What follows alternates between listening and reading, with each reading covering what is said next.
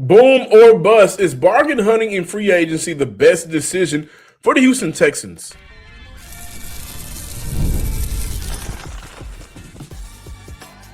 You are Locked On Texans, your daily podcast on the Houston Texans. Part of the Locked On Podcast Network, your team every day. Battle Red Nation, from H-Town to your town. Today's episode and every episode of the Locked On Texans podcast is for Texan fans all around. Fun show lined up for you today. I heard a rumor. Nick Caserio plus extension equals signed? Did Nick Caserio sign a secret extension last offseason? But also the dangers of bargain hunting for the Houston Texans this free agency period.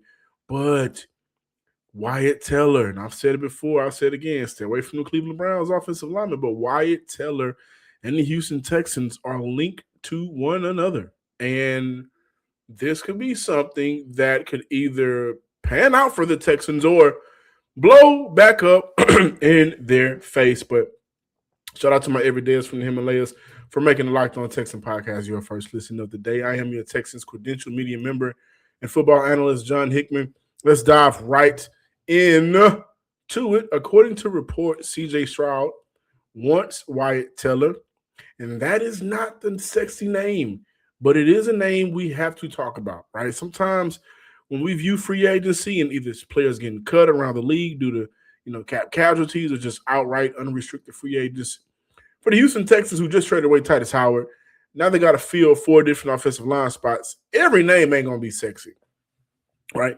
But every name that comes up, we got to talk about it. No doubt about it. By the middle of the last season, Cleveland began rotating Tevin Jenkins before Wyatt Teller. So they was rotating Tevin Jenkins and Wyatt Teller before eventually Wyatt Teller missed time due to an injury and lack of consistency. Last season marked a career low for Teller, who ranked 57th out of 65 qualifying guards in pass block win rate metric, and also 40th out of 62 guards in run block win rate, according to ESPN Stats and Info. He's still expected to compete for a starting job around the NFL, but he could be a player where his best days are behind him. Teller also could command a price of around $10.2 million per year in annual salary. He's also going to be 32 by midway of the season upcoming. I asked around to get some information on Wyatt Teller.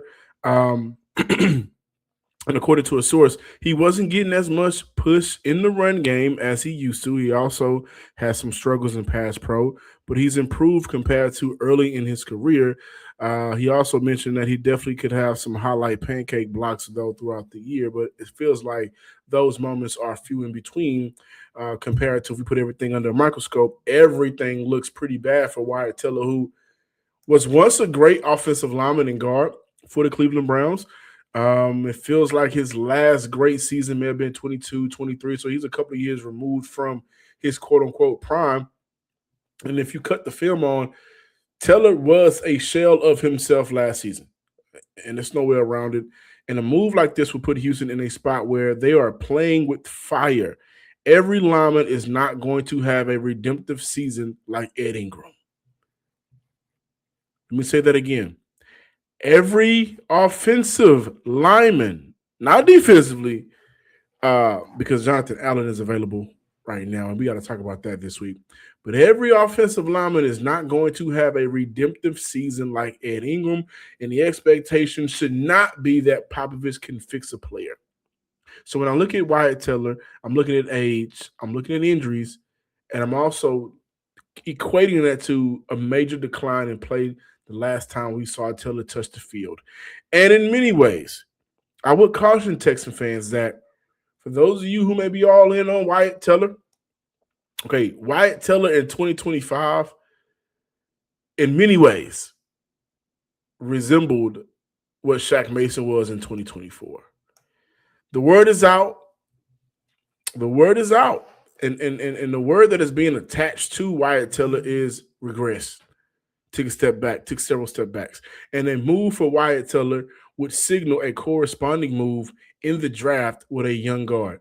After being out in the combine, I have been told to stay away from Brown's free agent offensive lineman, and there is a reason why. Now Houston has to figure out, the void for 3 offensive line spots, guard center guard, unless Houston feels and believes Blake Fisher is ready or Trent Brown can play at a high level. But let's remember that Trent Brown missed half the season and then the playoff game. So being reliant on him for a full 17-game season would be absolutely irresponsible. Irresponsible.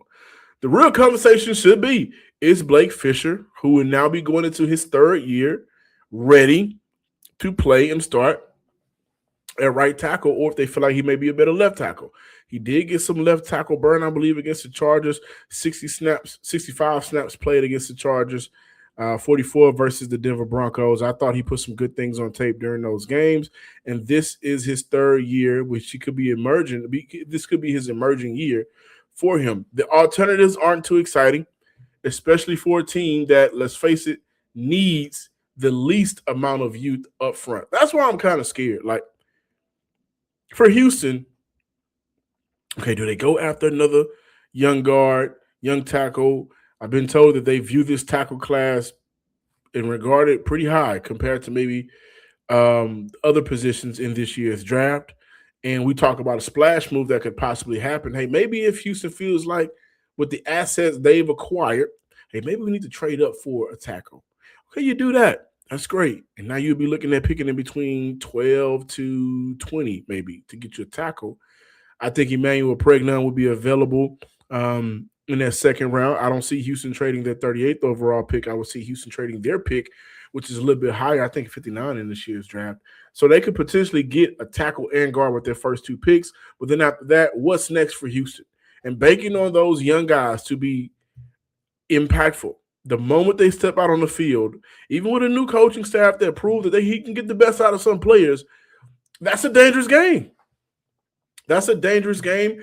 And what's also a dangerous game is the dangers of bargain hunting. Bargain hunting in free agency.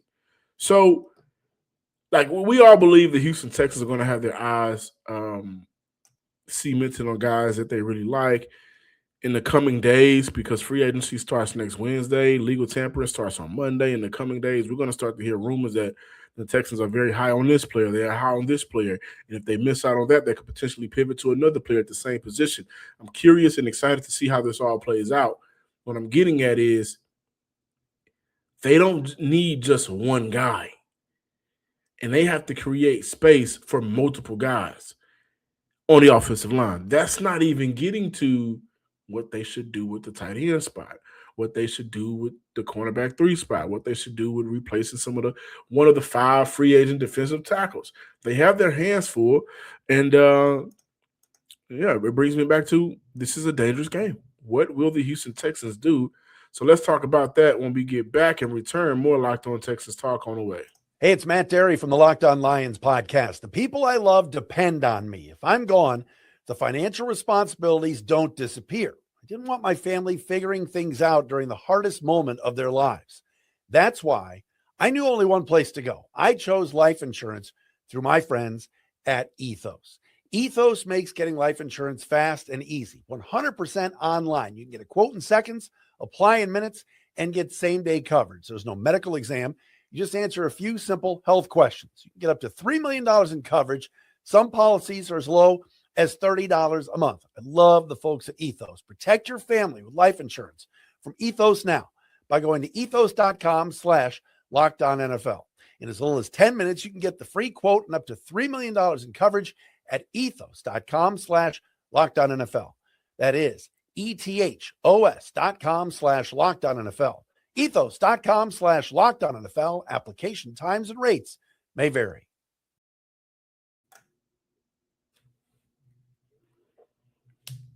I asked some of the Locked On Texans listeners and viewers and Texan fans on Twitter today, in terms of preference, what would you consider a win for Houston's offseason, free agency, and a draft? And I got some good responses. Steven, a.k.a. Dance the Texan, he said 1 great offensive line pickup, 2 solid O-line pickups, a speedy wide receiver, a stud D tackle, and a stud tight end. Okay, we will see how much money they can create for that. Andrew Swoowheeler, he mentioned David Edwards, guard, Connor McGovern, center, Trent Brown for depth, Pregnon, Keelan Rutledge out of Georgia Tech, Kate Otten at the tight end too. He's been really big on Kate Otten, and I think Kate Otten will be a very interesting piece. He's never been a dominant tight end in the league, so you're looking at the expectation for him to come in and just play his role, which in many ways he's been good in his role. If we look at some of the numbers for Kate Otten, let's take a look here. 2025, 572 yards, 9.7 yards per carry, 1 TD. The year before, 600 yards, 4 TDs. Like, if Houston had that, and also what Kate Otten brings in the passing game or in the run blocking game, they may be cooking with grease. And he's a player that knows how to play with, high volume offense. So he fit right in. I like that decision. And we talked about Kate Otten a little bit, but not in depth. Nomad Scott, free agency. You want Trent Williams. A lot of you guys want Wyatt Teller, Connor McGovern, who I really like, Ed Ingram, as long as they don't overpay. At tight end, he'd like Isaiah Likely, Chegan Kwankwo from Tennessee, or Charlie Kohler. I think of the three, with everything that you put out there for free agency, Kohler would be the one that Houston could probably sign without breaking the bank or overdoing it. He got some nice pieces for the draft. I like Banks. I like Lee Hunter out of Texas Tech. Out of the D tackles that I like later in the draft, let's say rounds 2 and 3, maybe 4th round, Lee Hunter is a guy that I like. And the more I watch Grayson Halton's tape, I'm just like, man, I can only imagine what D'Amico and Raw Wright would be able to do with this guy that can really get after the quarterback. 9 sacks in the last 2 seasons, a ton of pressures up front. He's a guy that, he earned his pay up in Oklahoma. And I hate to say that because obviously I'm a Texas fan, but I can't hate on good players. So it's some options out there. We'll see what the Houston Texans can do. Braden Smith is a name that's been linked to the Houston Texans for a while now.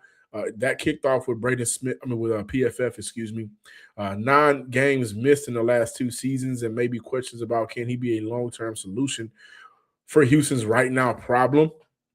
Lloyd Cushenberry is available after being cut. Let's hear from my man Tyler Rowland, Locked On Titans, about Cushenberry and essentially, what happened with him in Tennessee. I was a bit surprised the Tennessee Titans cut Lloyd Cushenberry, but quite frankly, that was all for financial reasons. The Titans only saved $3 million by cutting Lloyd Cushenberry, and they take on $9 million of dead money. I thought since the finances didn't really make a lot of sense to cut him, that the Titans would choose to keep continuity in front of Cam Ward, kind of keep as many pieces as possible of the offensive line. But when you look at Lloyd Cushenberry as a player, it does make sense that the Titans cut him from that perspective. He did not have a good season coming back from an Achilles tear in 2024. Cushenberry is a bigger center, 6'5", over 300 pounds. He has good anchor. He's able to stay in front of guys. He's able to move guys in the run game, but he's a little slow-footed, doesn't get out on the perimeter well, doesn't climb to the second level that well. And if you get him in space against an interior defensive lineman or a blitzing linebacker, he has the tendency to get beat. Now, the real issue with Lloyd Cushenberry is he was actually released with an injury designation. He failed his physical for the Tennessee Titans, and it's not even related to the Achilles tear. It was related to a shoulder surgery that he had. So Cushenberry, I think, is a good player. He was overpaid by the Titans a couple of years ago, but the injuries are really what you got to look for going forward if you're interested in signing a guy like Lloyd Cushenberry. Shout out to T-Row, man. Cushenberry is 28 years old. By December, he's going to be 29, still kind of, in many ways, relatively young out of LSU, but he's absolutely right. In 2025, 6 sacks allowed, 15 hurries, 25 pressures allowed compared to his first year in Tennessee, where he didn't play in as many snaps, but 0 sacks allowed, only 14 pressures allowed. The penalties were a problem in 2025, not as much in 2024. He did have 3 compared to 5 this last year, but a bulk of his work, and I think why the Tennessee Titans may have liked him in the first place, was due to his time and improving between 22 and 23. But it goes back to what I said already for the Houston Texans. Hey, this shouldn't be recovery camp, right? This shouldn't be a rehabilitation center for bad players on that offensive line. I don't think Houston has proven that they are filling, right? I don't think Houston has proven that they can be that type of franchise, at least not now, not yet. So I'm not saying that Cushenberry should be on the top of Houston's choices, just throwing that out there. There's also some more players that the center guard from the Cowboys. I want to do an entire segment on him and if he makes sense. Because I think there's some I'm being told, hey, this guy can really help an offensive line that lacks edge because of the edge he brings. And just watching some of his tape within the first 5 or so minutes, I'm saying, hey, yo, this guy's he's knocking dudes in the dirt. He's knocking them in the dirt. And I like his hips. I mean, he's throwing guys because of the velocity within his hips once he gets his hands on you. So I want to do a little bit more of a deep dive with him and then see if that makes sense for the Houston Texans. But Houston is going to either have to bargain for a full successful offseason where they field every position, or boom on a couple of signings, and bust on other positions. And what I'm getting at is you get 1 or 2. Oh wow, that was a good signing, and then you get a couple of, oh man, this could be another bad project simply because they have so many spots that they need to fill. And we're not being honest enough at the offensive holes on this team right now. Houston does have 8 draft picks this year. But the key to winning this offseason is, you don't want to trust Nick Caserio to have to revamp the entire offensive line room or have to draft 2 or more offensive linemen through the draft. That's just risky to me. And here's the problem with bargaining. It's going to leave Houston too dependent on young players. And again, the track record alone, that means either a makeshift offensive line, a tight end that the team will have to wait on, or injuries, or he's not ready. And then now we're looking at Dalton Schultz. We're saying, hey, it's on you again, Dalton. Get us to the promised land. Or both elements just hurting the offensive success. That's a problem with bargaining, because if they bargain in free agency and they're not able to get some of the top end, dependable, proven that players that doesn't come with an injury-prone history, now you're looking at the 2026 draft and saying, please save us young players. And I think that is a recipe for disaster. And mind you, Houston does not have the floor riser at quarterback. They don't have a floor riser at quarterback right now. At least as of right now in his young career, the hope is that will change, and I hope it does. But we live in a world where, what have you done for me lately? And in that world, C.J. Stroud isn't dragging players to win. It's been largely the other way around, with the defense leading the way. And when the offense can get the run game going, okay, now it's a different offense. And so this could really hurt Cole Popovich's reputation. This could really hurt Nick Caserio and what he's trying to establish. And again, this could really break a young quarterback that we don't feel like it's all there right now in many ways offensively.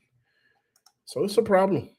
It is a problem. But when we get back, another problem that I really do have for the Houston Texans is, I know that rumor ain't true.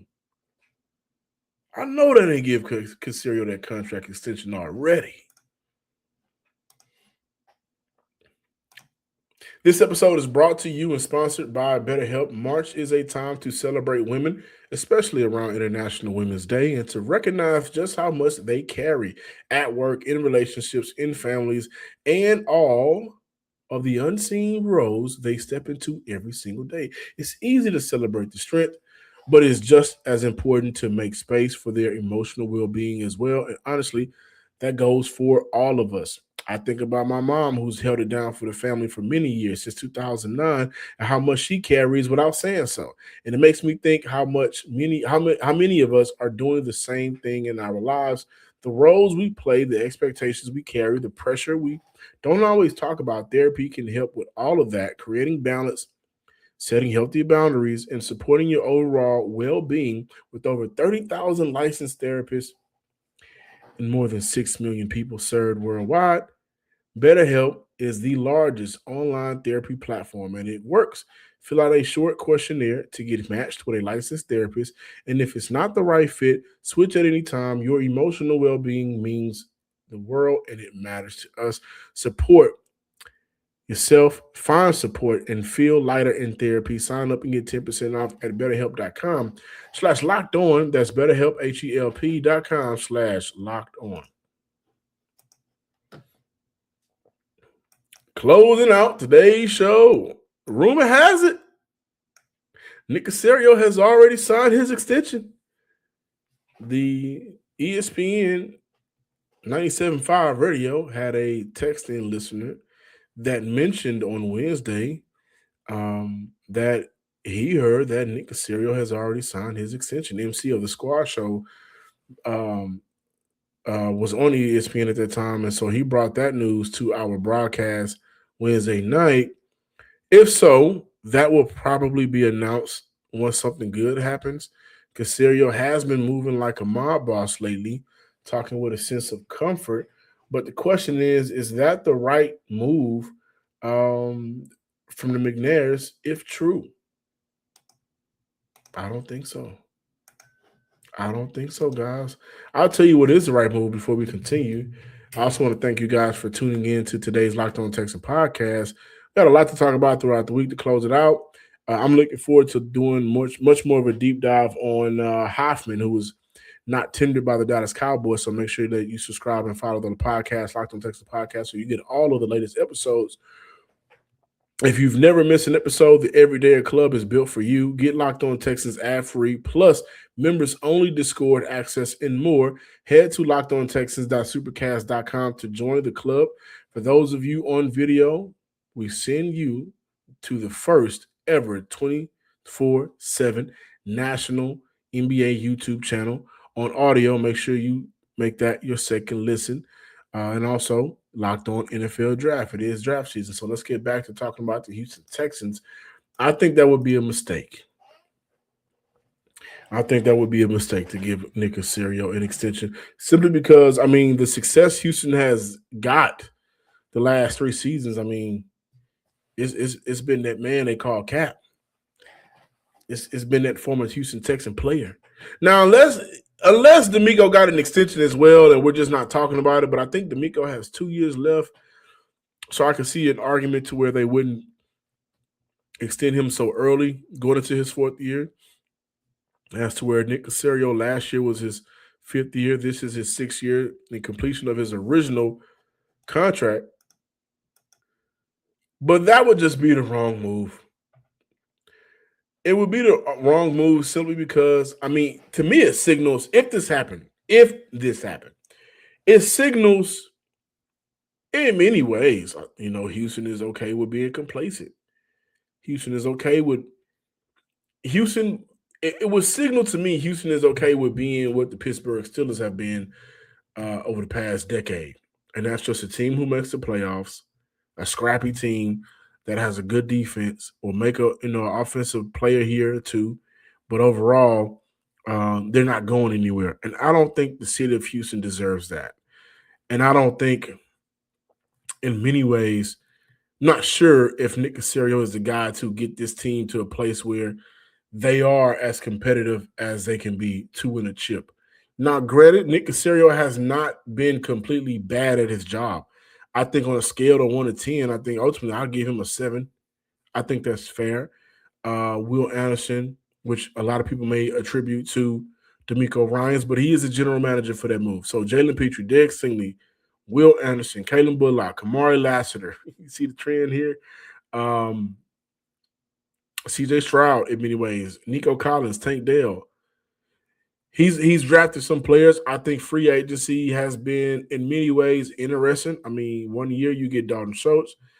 You get Daniil Hunter. Then you also look at, hey, man, they also got Azeez Al-Shaair in free agency, Joe Mixon. It just didn't work out the following year. Stephon Diggs, I mean, he goes down with an injury. So maybe you view that as a glass half empty, glass half full situation. This year, David Montgomery, we'll see how it pan out once we get to actual football. But free agency, it hasn't been all bad. It's just been god-awful with I think in many ways not valuing, for some people, draft picks. And I'll say this, in 2022 or 2023, I'd feel that way. But in 2026, how this team is currently put together and they have a quarterback and they have Will and they have some weapons and things of that nature, the draft picks should not be viewed as valuable if there's a plan in place to operate up and down the board. And I'm only saying that because Caserio has shown he will operate up and down the board, number one. And those draft picks, when you're in a competitive state, you move on from draft picks if you can get a player that you believe can help you out right now. And I think that's what Nick Caserio has done in some ways. Because, I will look back and say, well, when he traded, was it a 4th or 5th round pick for Anthony Miller some years back, and then he gets cut, right? Okay, yeah, you take the blame for that, Caserio. But I think this year is a little bit different. But again, I mean, he inherited Larry Tunsil. He inherited Titus Howard, right? George Fent has an awesome year. They don't re-sign him. The free agent offensive lineman signings have been underwhelming. This year, you could have counted on Ed Ingram. You can count on half of Trent Brown, but that's it. Like, these are real issues and real concerns.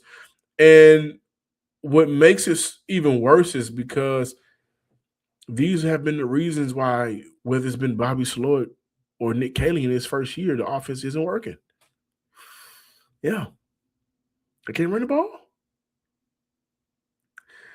And Stroud has to be better. No doubt about it. So maybe that's why Caserio, maybe that's why Caserio has been saying things like he's our quarterback for 2026. Because at one point I speculated, hey, maybe he's saying that because at the end of 2026, which is 27, he's not necessarily under contract. So he can't speak for the future where he's not going to be at. But maybe he's saying that because he knows he's locked in, and that may mean Stroud may not be locked in, but he has his job. We'll see.